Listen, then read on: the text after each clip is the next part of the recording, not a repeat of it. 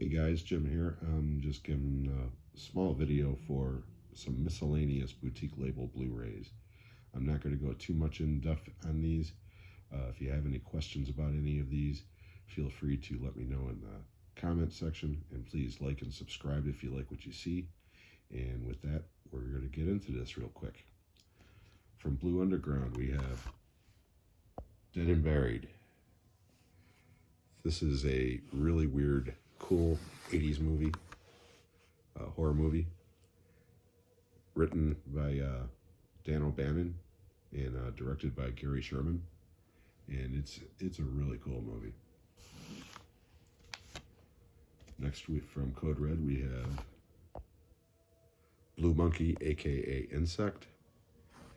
This is a bug nut crazy shit movie.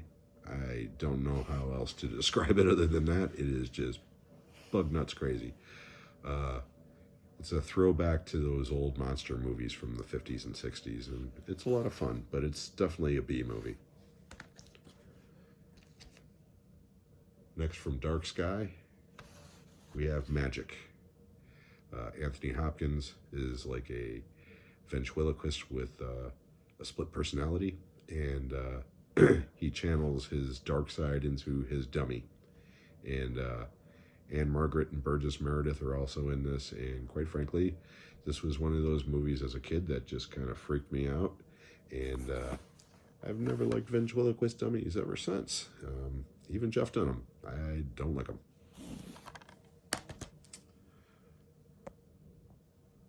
Next, from Eureka, we have, which I think is the greatest vampire movie of all time, Fright Night, 1985, with the late, great Roddy McDowall. I absolutely love Roddy McDowall. One of my earliest childhood memories, here's the back, by the way, while I ramble on. One of my earliest childhood memories is going to the drive-in theater when I was about 5 or 6 in 1973 and seeing Battle for the Planet of the Apes. And ever since then, I absolutely love Roddy McDowall. Okay, we got an indicator title here. Brian De Palma's Body Double. This is a crazy cool movie, but very controversial at the time. A lot of people think, that Brian De Palma's a misogynistic director and that this movie was probably the top of the list of those movies. But I don't know, maybe it's because I'm a guy from the 80s, but I absolutely love this movie. And Melanie Griffith is just wonderful. She's so good in this movie. So another indicator title, Christine, directed from the wonderful John Carpenter, probably one of my top 3 directors of all time. And based on the Stephen King novel, and Stephen King, I am a Stephen King junkie and have been just about my entire life. And this Blu-ray is really nice. It's got some nice special features on it. The picture quality is really good on it. I'm real happy with this. Next, from Imprint, we have 2-disc version of The Warriors. I know Arrow is coming out with a new version of this, but I couldn't wait and got this from eBay. And can't say enough about The Warriors. People of my generation, this movie is iconic. It contains the director's cut and the theatrical cut. The director's cut to me is horrible. It's got that stupid cartoon crap in it that has nothing to do with the movie. But I was real happy with the theatrical cut included in this, because up until now, the only version you could get was the director's cut. So, love Walter Hill, but that director's cut, I don't know, man. Okay, next from MVD, we've got No Escape. Science fiction action movie. Ray Liotta, the late great Ray Liotta, Kevin Dillon, Ernie Hudson, Lance Henriksen. The cast in this movie stacked. And it's kind of like a cross between Escape from New York and Battle Royale, if you ever seen that, or The Condemned. Bunch of prisoners on an island, and pretty soon they start killing each other. Okay, next we got a Severin title. This is The Changeling from 1980, George C. Scott, Trish Van Devere. This is one of the creepiest, scariest ghost stories ever made, period. There's no blood, really. There's no gore. One of the scariest things in the movie is a goddamn rubber ball bouncing down a flight of stairs. And I know that sounds really boring, but this movie is a slow burn, and it's a classic. I think it's like one of the best ghost stories ever, and one of the best horror movies, quite frankly, ever. Now we're talking. Another one from Severin, Grizzly. I love Grizzly. I saw Grizzly at the drive-in. You'll notice a running theme here. I saw Grizzly at the drive-in when I was about 10 years old when it came out. And it's a Jaws ripoff in every sense of the word. It beat for beat, it's Jaws without a shark. Instead of a shark, a bear. And definitely not in the same ballpark as Jaws. Don't get me wrong. Jaws is a masterpiece to me. It's one of only about 10 perfect movies. Grizzly is far from that. But this movie is a lot of fun. Christopher George, Richard Jekyll. It's a lot of fun. As a matter of fact, about 6 months ago, I invited my sister and my niece over, and we did a double feature of Grizzly and Cocaine Bear. And let's just say lots of laughs were had that night. Okay, next from Scorpion. I just picked this up recently. This is Rollerball, the original one, not that remake piece of crap with James Caan, the late James Caan, who I absolutely love.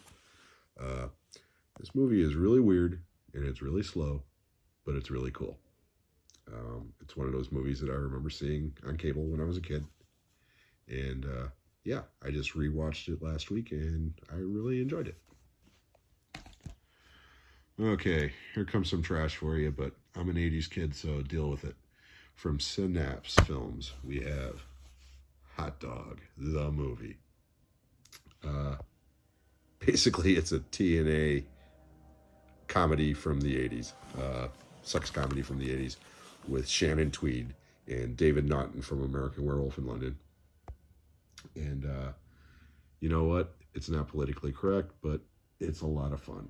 And some of the ski sequences in this movie are actually really good. They're pretty amazing. This was before extreme skiing really took off. And the stuff that they were doing in this movie are now, it's considered, it's in the Olympics, for God's sake. So, but yeah, Hot Dog. It's again, it's not a good movie, but it's a great movie, if you know what I mean. Also from Synapse, Massacre at Central High. This is a movie from the early mid-70s, I believe 1976. And it's got Andrew Stevens in it, and Robert Carradine in it, and a whole bunch of other people making small parts, when they were really young. And it's kind of like if Revenge of the Nerds was a horror movie. New kid comes to this new high school. All the rich kids that are picking on the geeks and nerds or whatever, he starts taking them out left and right. And then the nerds start becoming just as bad as the kids that just got taken out. So he decides to take them out too. And it just kind of escalates from there. It's, it's a fun movie. I remember watching it on cable when I was a kid. So that was the main reason why I got it. Okay, and the last one from Synapse that I have, Prom Night, the original Prom Night with Jamie Lee Curtis. Slasher movie, 1980. There's Jamie. And lots of disco in this one. Not a great movie by any stretch, but again, I'm a product of that time, and I love Jamie Lee Curtis, always have, so I had to have it, and I got it at a decent price, so I picked it up. Okay, now we've got a couple Twilight Time titles for you. This one is The Believers, I believe from 1987. And Martin Sheen, Helen Shaver, and Jimmy Smits, and a couple other people. It's a voodoo cult type movie. Creepy. It's not really a horror movie as much as like a suspense type movie. But it's pretty good. And again, as far as I know, Twilight Time was the only one that released this, and it's long out of print. And I was lucky to get this. My other Twilight Time title, Remo Williams, The Adventure Begins. I love this movie. I don't care who knows it. A lot of people have never heard of it, and a lot of people that have heard of it don't like it because of a very controversial thing now. One of the main characters, who is a Korean in the movie, is portrayed by a white man in makeup. But you know what? His performance is incredible. And Joel Grey, as far as I'm concerned, should have won an Academy Award for that performance. I showed this to my,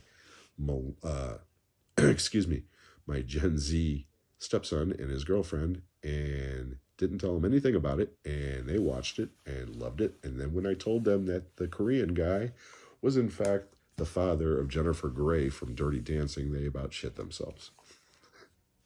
From Umbrella, Old Boy.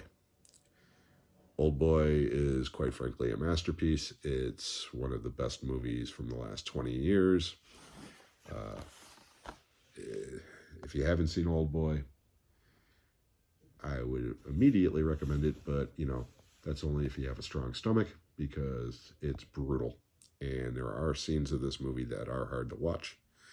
This title does say that it's Region B locked. However, I do not have a all-region Blu-ray player, and it plays just fine in my Blu-ray player.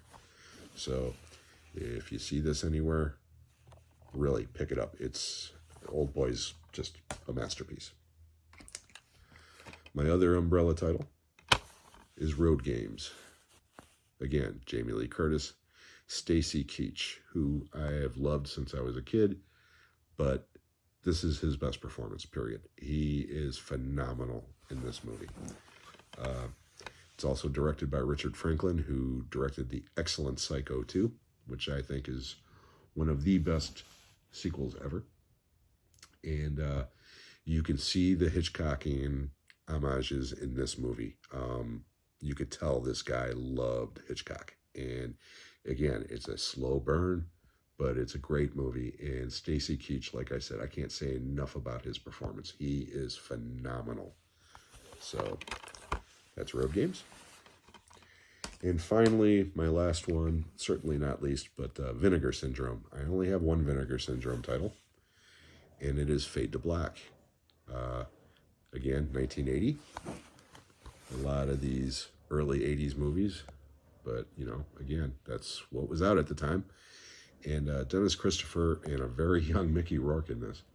But Dennis Christopher plays a kid who gets picked on a lot. He works in a movie warehouse where they archive old movies. And he knows everything about old movies and basically loses his mind and starts killing people by taking over other identities of movie characters like Dracula and the Mummy and Hopalong Cassidy. And again, it's not a scary movie by any stretch of the imagination. It's more of a suspense movie, but it's a lot of fun.